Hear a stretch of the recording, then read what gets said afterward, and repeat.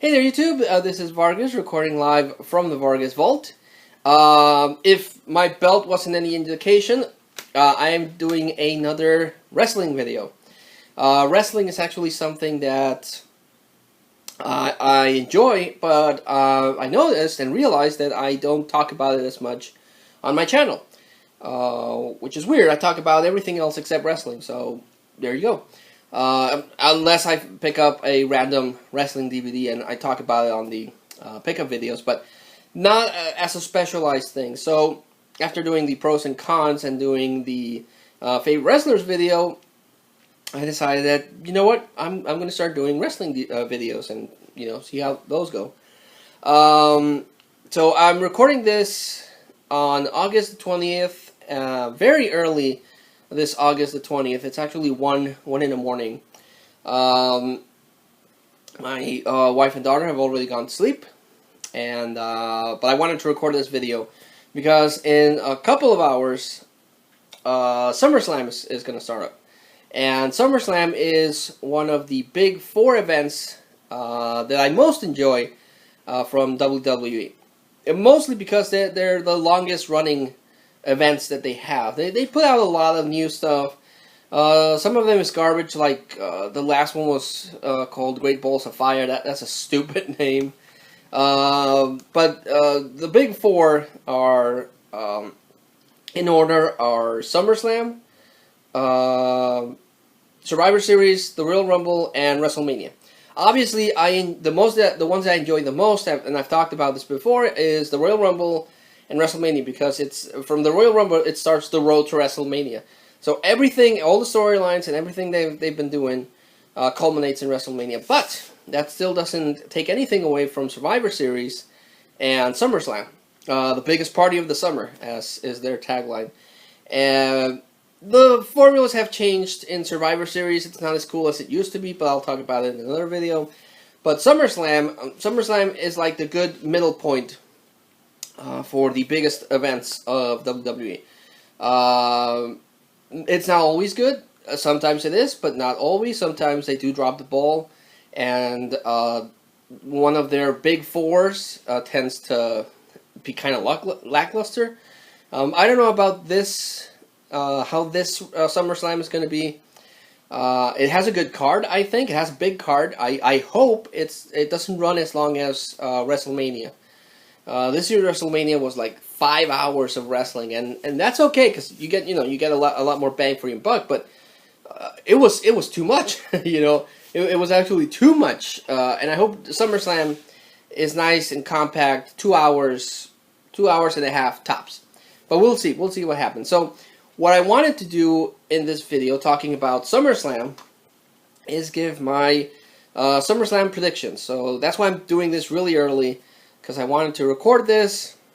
Then tomorrow I'll wake up, I'll upload it, and I'll see if my predictions actually happen. So this is the poster, which you won't be able to see. This is the poster for SummerSlam 2017. And the card, if you'll give me a second, for this SummerSlam, and I'll give my predictions, and then I'll make a follow-up video and see what I got right. So, first match. Now, WWE has been doing this. You get pre-show matches. They're not part of the card, which I guess maybe that's why WrestleMania felt too long, because it had a lot of pre-show matches and the actual matches were freaking long. But there's a couple of pre-show matches that are gonna be on YouTube. The network, WWE Network, and some other media. I don't know if I'll be able to see them because I don't have the network. Actually, here in Mexico, they do pass. I know that Fox Cable got an agreement with WWE to pass their shows here for a couple of years. I don't know if that's up, but I know that they are going to pass SummerSlam, so I'll watch SummerSlam. Once that deal stops, then I might have to, buy the network. But the first one is, the pre-show match is going to be Akira Tozawa. Well, I probably butchered that name, but Akira Tozawa versus Neville. Now, Neville is, or was, the WWE Cruiserweight Champion. Neville started in NXT, and then he made that jump to WWE. But he, much like Rey Mysterio, he would fight bigger guys. But he was really athletic, so that got him over. But when WWE reintroduced their cruiserweight division, he got bumped into that and became champion. But recently lost the title to Akira Tozawa, and his manager is Titus O'Neil, and he's doing this whole thing that he's trying to build a stable. And what is that thing he says? He says Titus worldwide, which I think is kind of weird. But Neville lost the championship, and now Akira Tozawa is the champion, and Neville is using his rematch clause. So the contender things has switched. A lot of people in the know say that Neville is going to lose, so that he can get bumped back into the main roster. And I agree. I think that Akira Tozawa is going to win this one and still be champion after SummerSlam. Then you have the other pre-show match, which is the New Day, Big E and Xavier Woods, who are the SmackDown Tag Team Champions, are going to face against the Usos, Jay and Jimmy Uso, again for the SmackDown Tag Team Championships belts. And it's weird that Raw is getting the main push in SummerSlam, but not SmackDown. It's kind of peculiar, but I think the New Day is gonna keep their titles. So yeah. Then they're going to. This was just recently added, but there's going to be another pre-show with the Hardy Boys, Jeff and Matt Hardy, and Jason Jordan, who, if you don't follow wrestling, turns out he's the illegitimate son of Kurt Angle. Don't ask, it's wrestling. Against the Miztourage, which is the Miz, but Bo Dallas, who, by the way, Bo Dallas lost a crap ton of weight. He was kind of a chunky guy. Bo Dallas is the brother of Bray Wyatt, and he was kind of on the chunky side, but he got in shape, and now he's thin. And Curtis Axel. So it's going to be those three. They're really pushing Jason Jordan. That's why they gave him the whole Kurt Angle thing. But I don't know. If they want to make him a strong competitor, he might win it. But it also seems like a disservice to The Miz. I'm going to say that the Hardy Boys and Jason Jordan are going to win, because I do feel that they're giving Jason Jordan a big push. So it doesn't make any sense to have that push squashed right now. So I'm predicting that the Hardy Boys and Jason Jordan are winning against the Miztourage. Then, well, it's listed here as the fourth match, but it's kind of weird because I would think that it's the main match. But the fourth match, the one that's going to kick everything off, according to Wikipedia, but then again, how reliable is Wikipedia, is going to be the Fatal 4-Way match between Brock Lesnar, who's the Universal Champion, Roman Reigns, Samoa Joe, and Braun Strowman. So it's basically whoever gets the first pin wins the match and the Universal Championship. There's rumors saying that Brock Lesnar is going to take a hiatus from WWE because he might get back into UFC just for a fight with John Jones, who is the UFC's champion. I don't think they're going to give it to Roman, so it's between Samoa Joe and Braun Strowman. I think it's going to be between one of those two. So since it's a Fatal 4-Way, I'm gonna pick two. I'm gonna pick Samoa Joe or Braun Strowman. I don't think Brock Lesnar is retaining the title, and I don't think they're going to give it to Roman Reigns, because Roman Reigns is pretty hated right now. So yeah, it's gonna be between Samoa Joe or Braun Strowman. Now you got the SmackDown Women's Championship, Naomi versus Natalya. Natalya, of course, is part of the Hart family. Long, prestigious family line. And Naomi, nothing against Naomi, but her whole glow gimmick is not my kind of thing. She actually, Natalya mentioned this in an episode that Naomi made the Women's Championship into a toy because it glows and everything.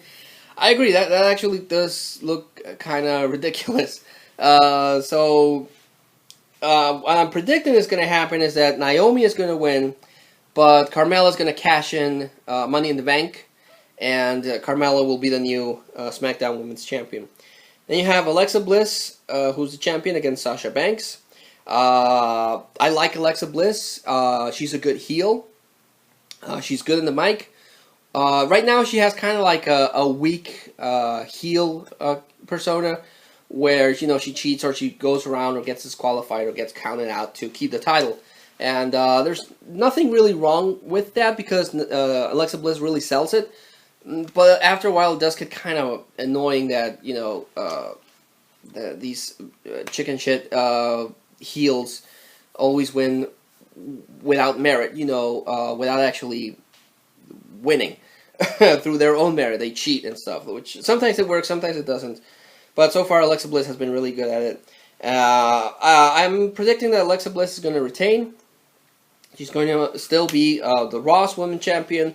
I don't think Sasha Banks is going to win it. Then you have Jinder Mahal, who's the SmackDown WWE Champion, against Shinsuke Nakamura. I would have said that Nakamura was going to win, and then Baron Corbin was going to cash, because Baron Corbin had Money in the Bank, but he cashed in and failed last SmackDown, so there's no threat of that. There's no threat that Baron Corbin is going to cash in. And in the last SmackDown where Nakamura fought John Cena, he did a move, and John Cena fell on his neck. And rumors are that Vince McMahon is really pissed off at Nakamura. So I think Jinder Mahal is going to keep it. I don't think it's the right time to take the title away. Again, if Baron Corbin would have kept Money in the Bank, then Nakamura would have won, and then Corbin cashes in. But since that's not a factor anymore, I'm thinking that Jinder Mahal is going to... I don't want Jinder Mahal to win, but I don't think they're going to give the title to Nakamura. They're saving Jinder for something else, and Nakamura, unfortunately, is not it right now because what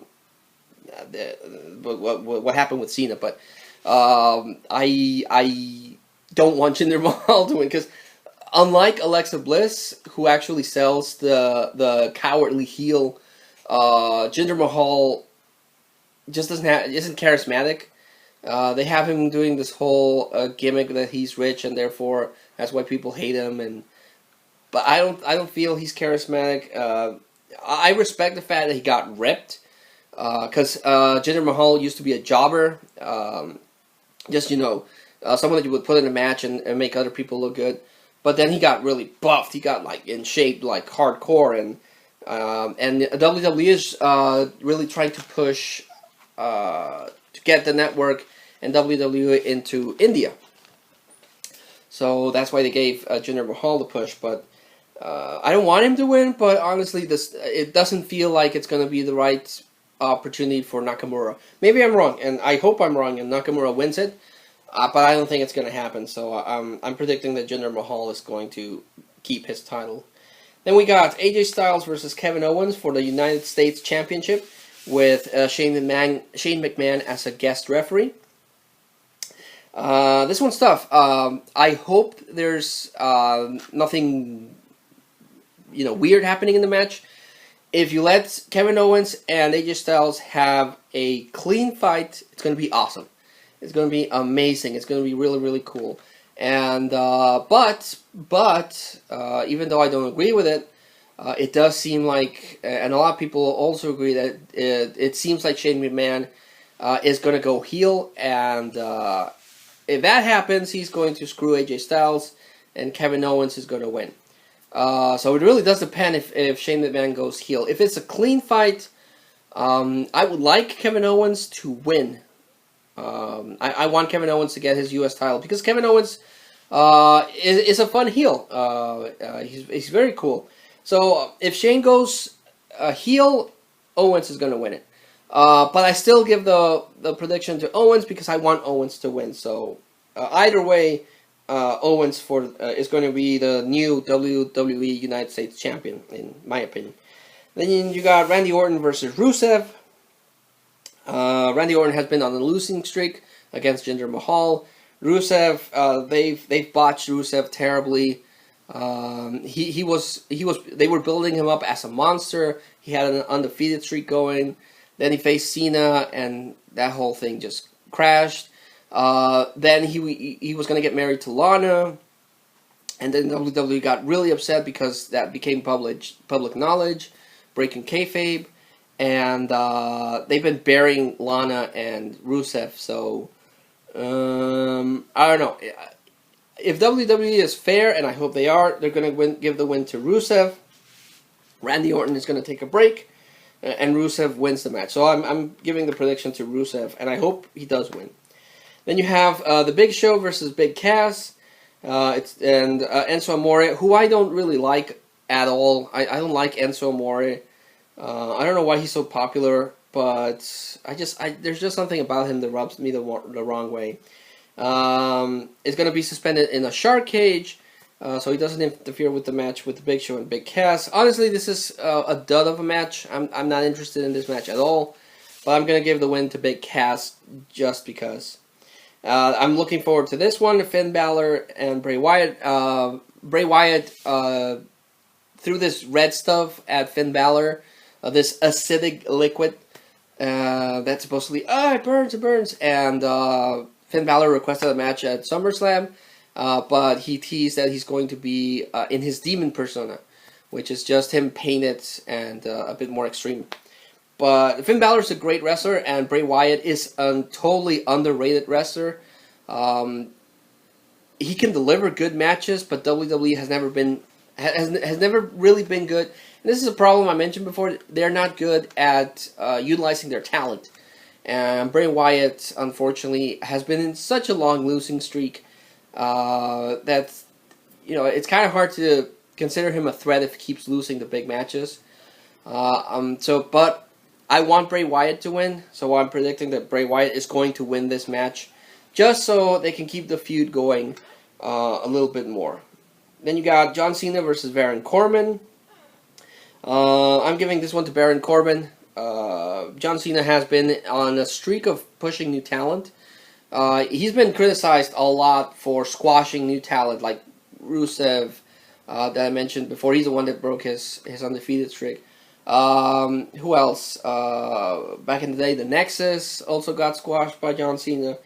But right now, he's kind of like trying to redeem himself and push new talent. So I think that Baron Corbin is going to win this one, because it was incredibly stupid that he cashed in Money in the Bank and then lost it.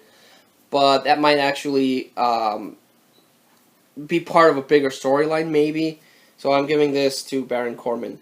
Then you have Cesaro and Sheamus versus Dean Ambrose and Seth Rollins, who have teased for a long time a Shield reunion. Only Roman Reigns is missing. And Cesaro and Sheamus are the WWE Tag Team Champions for Raw. And I think it's too early for Dean Ambrose and Seth Rollins to win title. Honestly,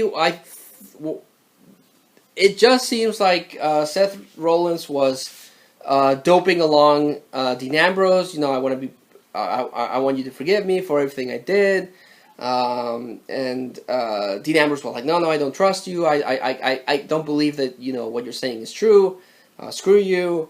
Until they slowly Seth Rollins won Dean Ambrose's trust.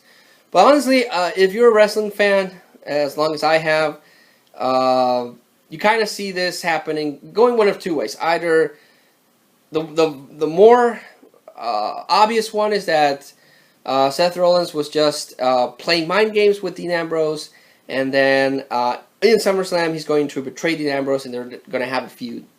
That's the more likely one. That's the one that I think is going to happen.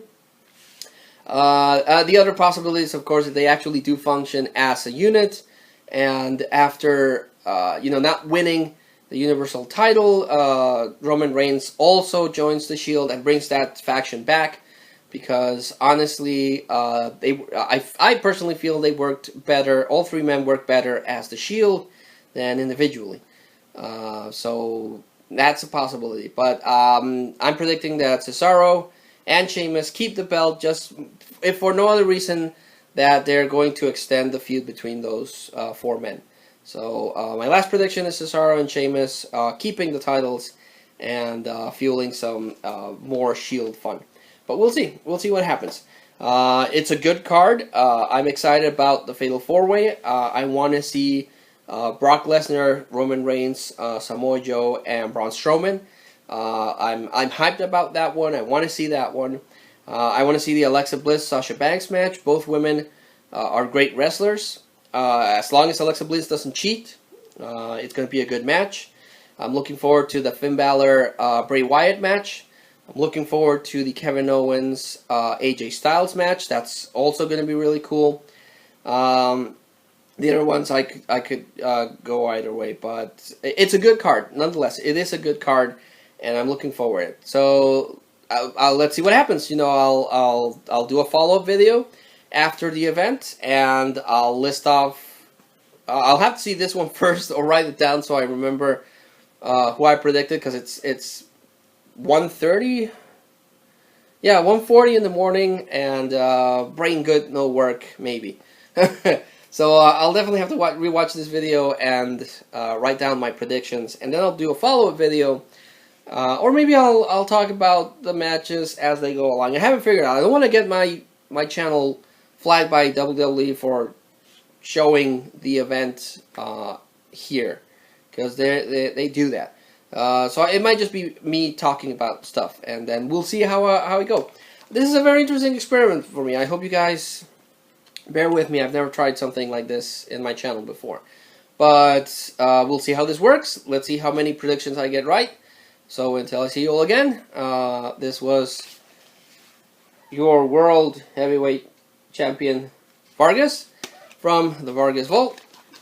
Thanking you all, and signing out.